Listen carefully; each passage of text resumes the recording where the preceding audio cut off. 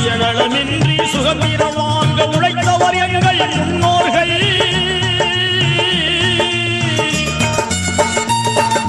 நாட்டின் துயரை ஓட்டிடவே தினம் நாட்டம் கொண்டவர் முஸ்லிம்கள்.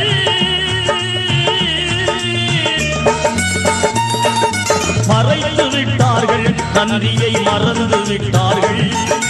மறைத்து விட்டார்கள், நன்றியை மறந்து விட்டார்கள். இதுதான் துரோகமா நாங்கள் செய்த பாவமா? இதுதான் துரோகமா நாங்கள் செய்த பாவமா?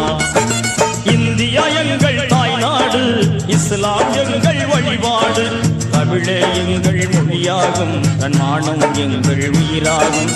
யாரடா சொன்னது நம்மை அந்நியன் என்று? யாரடா சொன்னது? யாரடா சொன்னது நம்மை அந்நியன் என்று? யாரடா சொன்னது?